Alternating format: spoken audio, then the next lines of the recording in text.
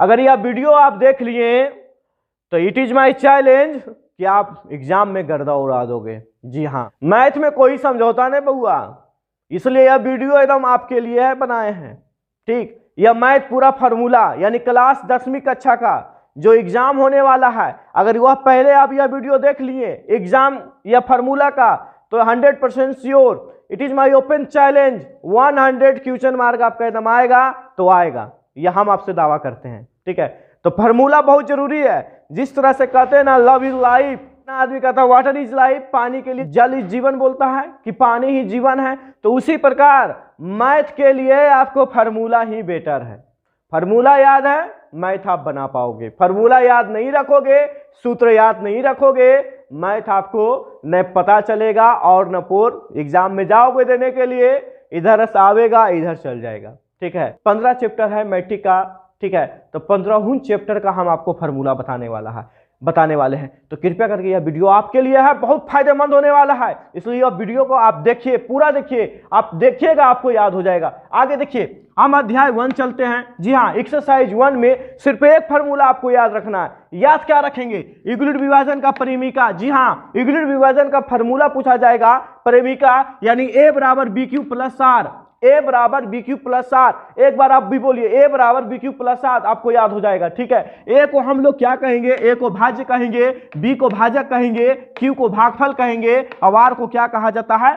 शेषफल कहा जाता है। जी हाँ, इतना ही तो याद रखना है। कभी कभी पूछेगा, बताइए यूक्लिड विभाजन परिमीका का फार्मूला क्या होता है या सूत्र क्या होता है, एग्जाम में आ जाएगा। तो आप 1 नंबर का ऑब्जेक्टिव है a बराबर बी क्यू प्लस आर। अगर यह वीडियो आप देख लिए तो 100 में आपका सबसे पहले आपका ऑब्जेक्टिव क्लियर हो जाएगा। जी हाँ, ऑब्जेक्टिव जिसका नहीं सही समझ में आ रहा है तो वह फार्मूला की देन है कि उसको समझ में नहीं आ रहा है। ओके, अब यहाँ पर देखिए ध्यान से, अध्याय 2। अब बताइए, तो अध्याय 1 में कुछ था a बराबर बी क्यू प्लस आर, यह आप निकाल सकते हैं। अब देखिए क्या हुआ अध्याय 2 में, शून्यकों का योग। जी हाँ, शून्यकों का योग आपसे पूछेगा तो अल्फा प्लस बीटा, जहां इसका फार्मूला क्या होता है? माइनस बी बाई ए होता है। और शून्यकों का अगर गुणनखंड दे दिया जाए एग्जाम में तो अल्फा इंटू बीटा बोलिएगा, जहां पर यहां फार्मूला होता है सी बाई ए। जी हाँ, सी बाई ए। द्विघात बहुपद की अगर हम बात करते हैं कि द्विघात बहुपद के बारे में बताइए, तो द्विघात बहुपद बराबर जानिएगा कि x square minus alpha plus beta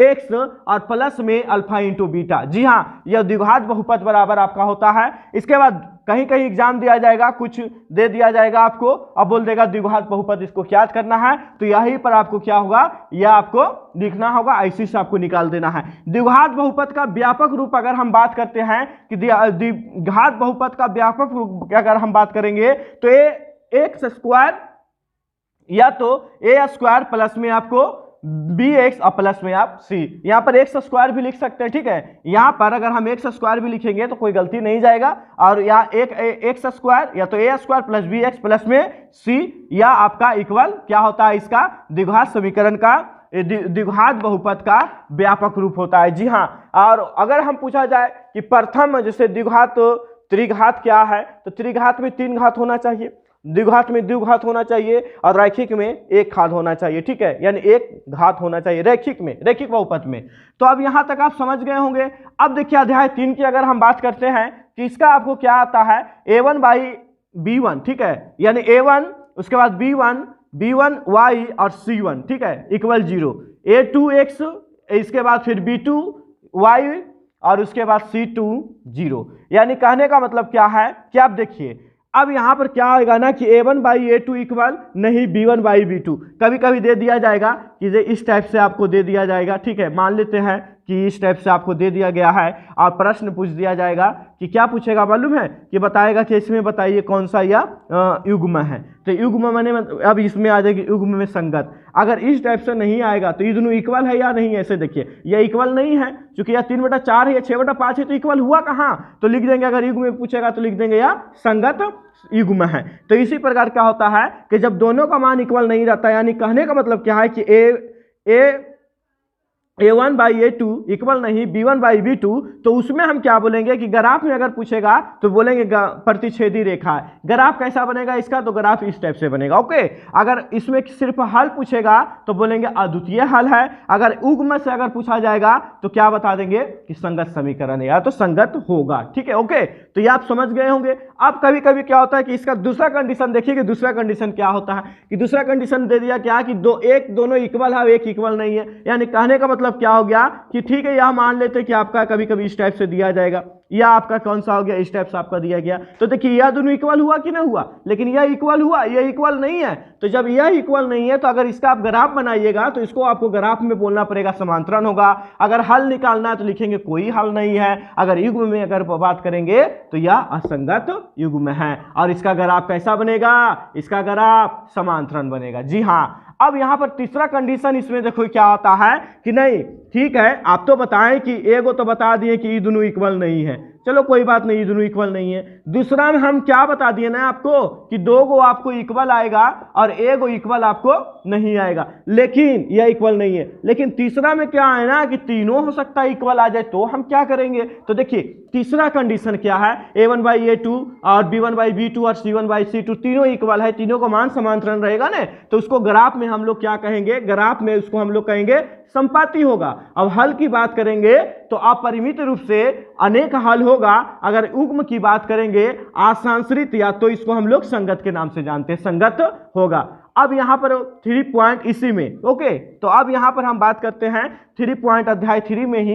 एक आपको आ जाएगा समीकरण बनाने में कौन सा विधि, वज्र गुणन खंड विधि। ठीक है, तो इसको देखिए कैसे याद रखना है, इसके लिए ट्रिक क्या है, 12 और 21। जी हाँ, 12 21 12 21।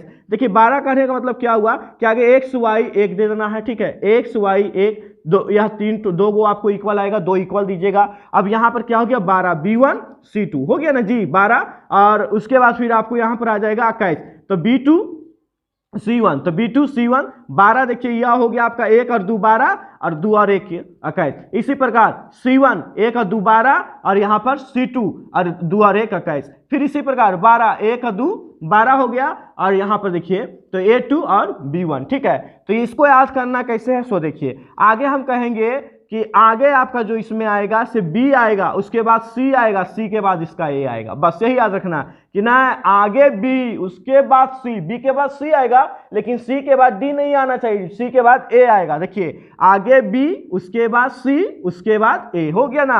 और जब सेकेंड का जब चलेंगे तो यही याद रखना है कि ना आगे c, ठीक है, आगे c तो c2 उसके बाद c1 c2 c1, तो c2 c1 तो a2 a1, c उसके बाद a और उसके बाद b। ठीक है, इसमें आगे c उसके बाद a उसके बाद b, तो आप इस टाइप से निकाल सकते हैं। ठीक है, अब ये अध्याय हम 4 की बात करते हैं कि अध्याय 4 में कैसा आता है, सो देखिए, या आप यहां 3 तक आप कंप्लीट कर सकते हैं। अध्याय 4 देखिए कि द्विघात समीकरण का हम व्यापक रूप आपको बताते हैं कि व्यापक रूप क्या होता है, ax² + bx + c = 0। जी हाँ, द्विघात समीकरण का व्यापक रूप ax² + bx + c। अगर त्रिघात समीकरण का व्यापक रूप आपसे पूछेगा तो इसको हम नोट नहीं किए हैं, नोट कर सकते हैं, a पर पावर q प्लस b² जी bx² plus cx plus d equal क्या आना चाहिए, 0। तो यह त्रिघात का हो गया, त्रिघात। दूसरा इसका फॉर्मूला आता है विवेचक। ठीक है, विवेचक, इसको हम लोग विवेचक के नाम से जानते हैं, विवेक्तर का,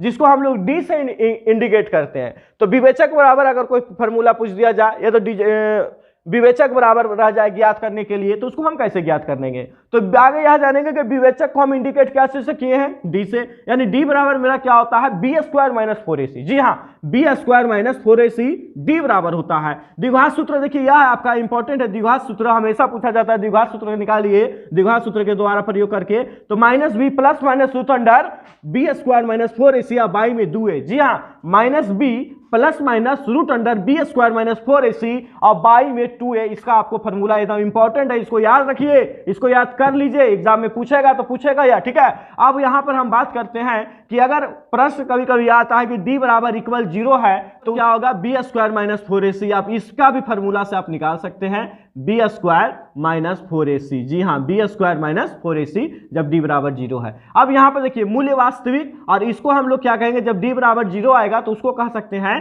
कि मूल्य मेरा वास्तविक है और सामान्य होगा। जी हाँ, मूल्य वास्तविक और सामान्य होगा जब d बराबर, ठीक है, कभी कभी क्या होता है ना कि d = 0 नहीं होता है, 0 क्या होता है, बड़ा में आ जाता है। ठीक है, तो 0 से बड़ा आ जाएगा संख्या, तो उसको हम लोग क्या कहेंगे, ऐसे समझ रहे ना, बड़ा हो गया। ठीक है, यहाँ पर देखिए इंडिकेट कर दिए। तो अब जैसे अगर कोई d से बड़ा आ जाता है तो लिख देंगे मूल्य वास्तविक है, और कौन सा है, असामान्य भी है, मूल्य वास्तविक भी है और असामान्य भी है। और कभी कभी आपको क्या आएगा, ठीक है, आप तो सोचे होंगे कि ये तो बड़ा बताएं, हो सकता है छोटा आ जाए डी से, तो हम क्या करेंगे, तो छोटा अगर आ जाएगा डी से ना तो बोलेंगे मूल्य अवास्तविक होगा लेकिन बराबर भी नहीं होगा, यानी बराबर हुआ नहीं होगा। ठीक है, तो यह आप अध्याय 4 से आप देख सकते हैं। अब अध्याय 5 की ओर आते हैं। ठीक है, इंपॉर्टेंट चैप्टर। जी हाँ, प्रथम पद को हम लोग ए से इंडिकेट करते हैं, ओके, और सर्व अंतर को क्या कहेंगे, डी, और उसके बाद पदों की संख्या को एन से इंडिकेट करेंगे। तो एनवा पद अगर पूछ दिया जाए तो एनवा पद यानी एन बराबर फॉर्मूला याद रखना है कि a plus N minus one into में और डी आपको याद रखना। ठीक है, a plus into n minus one d. इसको देखिएगा, एल बराबर हम इसमें क्या इंडिकेट करते हैं, एल बराबर अंतिम पद को इंडिकेट करते हैं। इसी में अगर आपसे पूछ दिया जाए कि एन पदों का योग बराबर बताइए, तो देखिए एन पदों यानी एसएन, एसएन बराबर हम याद रखना है फॉर्मूला कि एन बाई 2 मल्टीप्लाई, उसके बाद फिर हो गया 2a plus N minus one into में डी। जी हाँ, 2a plus N minus one into में डी। ऐसे फॉर्मूला यह आपको लगेगा कब, जब आपसे अंतिम पद पूछा जाएगा तब। तो ये अंतिम पद दिया रहेगा तो फिर यह फॉर्मूला को आप यूज कीजिएगा कि एस एन बराबर N by 2 A plus L होता है। जी हाँ, एस एन का क्या होता है, N by 2 A plus L, आपका यह फार्मूला यूज कर सकते हैं। इसके बाद देखिए अध्याय 6 का। जी हाँ, अध्याय 6 में ज्यादा फार्मूला यूज नहीं है, मात्र एक कंडीशन ही आपको याद रखना है। कंडीशन क्या है कि आपको देखिए यहाँ पर आप देख रहे हैं कि इसको हम क्या किए, आगे एक आकृति लिए, ठीक है, ट्राइंगल का आकृति लिए जिसका नाम ए बी सी है। ठीक है, और यहाँ पर डी और ई है। तो ए बी सी बोला है क्या, ए बी सी और बी सी, ठीक है, पैनल डी। तो बी सी और पैनल यहाँ पर हम दे दिए डी। जब दोनों समांतरण हो तो अब क्या होगा ना कि ए और बी, आगे हम ले लेंगे ए बी को और उसके बाद फिर डी बी को, और उधर इक्वल में हम क्या करेंगे, ए ई और ई सी को। ठीक है, यहाँ पर फिर से ए बी, देखिए यहाँ पर ए और बी, तो ए बी ले लिए और डी बी ले लिए, और पैनल सॉरी इक्वल किसका ले लिए, ए ई और ई सी का इक्वल होगा। फर्स्ट है। दूसरा कंडीशन इसमें देखिए क्या होगा कि ए बी, तो यहां पर आपका हो गया ए बी और डी बी। तो यहां पर हम क्या करेंगे, ए सी, यहां पर हम क्या लेंगे, ए सी ले लेंगे और ई सी ले लेंगे, ई सी। ठीक है, दूसरा पैनल आपका यह हो जाएगा, यानी दूसरा इसका आपका ए निकलेगा। तीसरा अगर हम बात करते हैं तो ए डी। जी हाँ, ए और डी, तो उसके बाद ए बी, एक डी लिए उसके बाद ए बी ले लिए, और इसका इक्वल जो आपको आ जाएगा ए ई आएगा और उसके बाद ए और सी आएगा। जी हाँ, तो यह आपका अध्याय 6। अब देखिए अध्याय 6-7 का। जी हाँ, यानी के लिए तो दूरी सूत्र बराबर यहां पर आपको याद रखना है root under x2 minus x1 whole square plus में y2 माइनस y1 का होल स्क्वायर। जी हाँ, त्रिभुज, ये आपको ट्राइंगल, तो त्रिभुज का क्षेत्रफल पूछेगा आपको, तो 1/2 x1, इसके बाद फिर बड़ी को 1/2 बड़ी कोष्ट x1 x2 माइनस x3, और फिर यहाँ प्लस में x2 और इंटू x3 माइनस x1 और प्लस x3 इंटू में x माइनस x2। यानी इसका देखिए ट्रिक आपको बता देते हैं कि इसका कौन सा ट्रिक लगाइएगा। इसका देखिए 23 31 12 याद रखिएगा। कौन सा ट्रिक याद रखिएगा जी, 23 31 12, यहाँ पर हम लिख देते हैं। ओके, 23 31 12, ठीक है, यही ट्रिक आपको याद रखना है। देखिए अब कहने का मतलब क्या होता है, सो देखिए अब कहने का मतलब क्या कि 23 यानी 2 और 3, देखिए 23 आ गया, 31 3 और 1, 31 आ गया, और 12 1 और 2, यानी यहाँ पर 1 है और यहाँ पर आपका 2, तो 1 और 2 12। तो 23 31 12 भी याद रखोगे तो यह त्रिभुज का क्षेत्रफल आप मतलब अच्छी तरह से वहाँ एग्जाम में क्या होगा, अगर इस टाइप से अगर मैथ आता है 5 नंबर का रहेगा इसका मैथ, अगर एक क्वेश्चन आपको पूछेगा तो त्रिभुज का क्षेत्रफल का देगा ज्ञात करने के लिए, तो फार्मूला ही नहीं याद रखोगे तो बनेगा कैसे। तो इसके लिए आपको फार्मूला याद रखना ही होगा। ठीक है, तो अब यहाँ पर हम चलते हैं विभाजन सूत्र। आपको 7 में ही 7.2 में बहुत सा ये आपको मिलेगा 7.2 का मैथ। तो विभाजन सूत्र यहाँ m1 x2 plus m2 x1 और y में m1 plus m2, m1 y2 plus m2 y1 और y में m1 प्लस m2 आपसे यहाँ पर आपको याद करना होगा। मध्य बिंदु आपको याद रखना है x1 प्लस x2 बाई 2 और y1 प्लस y2 बटा 2 में मध्य बिंदु जब कहेगा तो इस फार्मूला के द्वारा आप उसको निकाल सकते हैं। अब आपको आते हैं अध्याय 8। ऐसे 8 अध्याय जो है एक्सरसाइज, उसका पहले हम आपको बहुत सारा मैथ बता चुके हैं और अध्याय टेबल है, ऐसे भी हम इसमें लिंक दे देते हैं, आप उसमें जाकर देख सकते हैं। ठीक है, तो टेबल भी आपको लिंक दे देते हैं तोड़ने के लिए कि आप 30 डिग्री का मान या तो 45 डिग्री का मान या 90 डिग्री का मान आप कैसे निकालिएगा, वो हम इस में लिंक दे देते हैं, आप उसको आप देख लीजिएगा। तो साइन थीटा बराबर पी बाई एच, तो पी का मतलब लंब, अब एच का मतलब कर्ण। कॉस थीटा बराबर बी बाई एच, अब बी का मतलब हुआ आधार, एच का मतलब जान ही गए कि कर्ण। टैन थीटा क्या हो गया, पी बाई बी। अब यहाँ पर क्या हो गया, जस्ट इसका अपोजिट, साइन का अपोजिट हो गया कॉसेज, तो कॉसेज यानी या एच ऊपर चला गया, पी आपका नीचे आ जाएगा। और यहाँ पर आपको जस्ट अपोजिट, यानी कहने का मतलब है कि कॉस थीटा का अगर पूछेगा तो बताइएगा सेक, और यहाँ एच ऊपर चला गया, बी आपका नीचे आ जाएगा। कॉट का अगर हम बात कर लेते हैं तो बी बाई पी यहाँ पर बात है। पाइथागोरस परिमेय से समझिए, ठीक है। पाइथागोरस परिमेय अभी समझाने का वक्त नहीं है, आपको अभी सिर्फ फार्मूला याद करवा रहे हैं। मेरा उद्देश्य अभी कि फार्मूला आपको पूरा एक जगह आपको कर दें, ताकि एग्जाम में आपको कोई तकलीफ नहीं होना चाहिए। एच, एच का मतलब होता है कर्ण। कर्ण बराबर पूछेगा कि कर्ण बताइए पाइथागोरस परिमेय से, तो root under P square plus B square, नहीं आधार स्क्वायर प्लस में लंब स्क्वायर। पी बराबर अगर पूछेगा तो H square minus B square, और बी बराबर पूछेगा H square minus P square आपका होता है रूट अंडर में। साइन थीटा देखिए, sine theta square plus cos theta square का वैल्यू 1 होता है। अब इससे क्या होता है ना कि इससे कम से कम आपको 4 फार्मूला निकलता है। एक यह जो आपका देखिए, एक जो हो गया ना यह sine theta plus cos theta, इससे सिर्फ हम 4 फार्मूला निकालेंगे। अब कैसे निकालेंगे, देखिए साइन स्क्वायर, तो साइन स्क्वायर कर देंगे, तो इसको अपोजिट करेंगे, ठीक है। तो साइन स्क्वायर तो 1 माइनस कॉस स्क्वायर, 1 माइनस, और 1 यह है ना, ये प्लस में, उसको प्लस है, उसको वो साइड ले जाएंगे तो माइनस नहीं होगा। अब देखिए कैसे, आपको देखिए हम आपको बताते हैं कि 4 फार्मूला एक से कैसे निकलता है। अब यहाँ पर क्या हो गया, साइन थीटा दे दिए, अब बराबर में साइन थीटा, यह आपका हो गया स्क्वायर में है, यह स्क्वायर में साइन थीटा स्क्वायर। अब यह देखिए, यह 1 ले लिए, यह प्लस में है तो इसको ए साइड ले जाएंगे तो माइनस में। तो इससे अब हम 4 को कैसे निकालें, एक निकाल दिए। अब दूसरा क्या है कि कॉस पूछा, तो कॉस पूछा तो यह प्लस में, तो अब उसको उधर लेके जाएंगे तो माइनस में हो जाएगा। देखिए निकला कि नहीं, साइन थीटा स्क्वायर को हटा दीजिए, तो साइन थीटा अगर हम स्क्वायर को हटाते थे तो ए साइड इक्वल के लेके जाए तो क्या चीज में हो जाता है, रूट में। देखिए यही आया कि नहीं आया, सेम। तो क्या होगा ना कि एगो के आपको याद रखना होगा ना, तो उससे आप 4 निकाल सकते हैं, ठीक है, कि साइन थीटा। और एक और निकाल सकते हैं कि कॉस स्क्वायर का पूछे या तो कॉस थीटा पूछेगा तो बराबर क्या बताइएगा, रूट अंडर, पाइथागोरस परिमेय में root under 1 minus sine square theta होता है। दूसरा देखिए इसी का sec square minus tan theta बराबर 1, इसका भी आप 4 निकाल सकते हैं। Cosec square minus cot square बराबर 1, इसका भी आप 4 निकाल सकते हैं। और 4 यहाँ पर हम निकाल कर भी बता दिए हैं कि देखिए कॉसेस है 1 आपका है, या माइनस में उसको साइड ले जाएंगे प्लस में, हो गया कि नहीं। देखिए कॉट स्क्वायर। अब देखिए इसका फिर दूसरा निकालें, कॉट स्क्वायर को लिखिए बाहर, या आपको प्लस में इसको इधर लेके आ जाएंगे, देखिए माइनस में, देखिए है कि नहीं माइनस में जी, तो माइनस 1। तो 1 से 4 निकाल सकते हैं, आप भी निकाल सकते हैं। कॉसेस यहाँ पर हो गया, स्क्वायर को यहाँ पर हटाएं, उधर उसको ले जाएं तो रूट में, तो क्या हो जाएगा, रूट में 1 प्लस कॉट स्क्वायर। देखिए इसका रूट में, यहाँ स्क्वायर को नहीं हटाएं, स्क्वायर को अगर उधर लेके चल जाएंगे तो रूट में हो जाएगा, देखिए है ना, यही सेम है कि नहीं। बस यहाँ पर आपको क्या दे दिए, स्क्वायर दिए, यहाँ स्क्वायर को हटा दिए, इसका मान कॉट बराबर पूछेगा तो root under cosec square minus 1 हो जाता। अब देखिए इसका क्या हो गया, साइन गुने कॉसेस बराबर 1, जितना का भी मान पूछेगा, 2 अगर मान रह गया, sine by cos, sorry sine गुने कॉसेस पूछे, या तो आपको मान लेते हैं कि कॉसेस स्क्वायर कॉट पूछे, सबका वैल्यू 1 होता है, ठीक है। 2 को देखना है कि 2 का या माइनस रहे या तो प्लस रहे, सबका वैल्यू 1 ही मानना, ठीक है। तो sine by cos, sine multiply cosec 1, cos multiply sec theta बराबर 1, और tan theta multiply cot theta बराबर 1, और टैन थीटा बराबर अगर पूछा जाए तो sine by cos theta, cot theta बराबर पूछा जाए तो कॉस बाई साइन थीटा, ठीक है। तो इसका हम आपको यहाँ पर अब तक बना चुके हैं। तो 8.2 और 8.4 में भी आपको मैथ बनेगा, ठीक है। अब 8.3 प्रश्नल आपको यहाँ पर देखिए 8.3 से निकालना है कि साइन 90 माइनस थीटा का वैल्यू होता है cos theta, cos 90 minus theta का वैल्यू होता है sine theta, tan 90 minus theta बराबर होता है cot theta, cot 90 minus theta बराबर होता है टैन थीटा।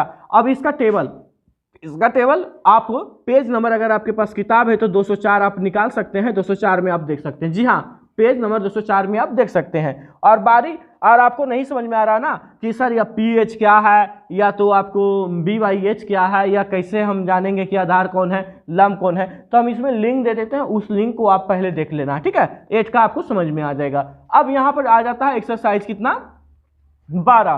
देखिए 8 याद रखिएगा, 9 एक्सरसाइज खुद बनेगा, 10 का ऐसा कुछ है नहीं, ठीक है। 10 में कुछ कोई फॉर्मूला वैसा तो है नहीं। 11 में आपको क्या है, रचना है, उसको आपको रचना है, उसको करना है। और 12 में क्या है कि 12 में थोड़ा मैथ बनाने के लिए है, तो वृत्त से संबंधित क्वेश्चन आता है 12 से, तो 12 में आपको फार्मूला याद रखना है, ठीक है। तो वृत्त का क्षेत्रफल बराबर पाई आर स्क्वायर, अर्धवृत्त का क्षेत्रफल ये आपको याद रखना है पाई आर स्क्वायर बाई 2, चतुर्थांश का क्षेत्रफल 1/4 पाई आर स्क्वायर हो, या तो आप इसको हमें ये भी याद रखते हैं कि 90 degree by 360 pi are square, या त्रिज्या खंड का क्षेत्रफल थीटा बटा 360 पाई आर स्क्वायर, और लघु वृत्त खंड का क्षेत्रफल थीटा बटा 360 pi are square minus 1/2 r square sine theta. हमको इसको याद रखना है, लघु वृत्त खंड का त्रिज्या, ठीक है। जब पूछेगा कि लघु वृत्त खंड का त्रिज्या निकालना है तो यह फार्मूला आपको याद रखना है। दीर्घ वृत्त खंड का क्षेत्रफल अगर पूछा जाए तो pi are square theta minus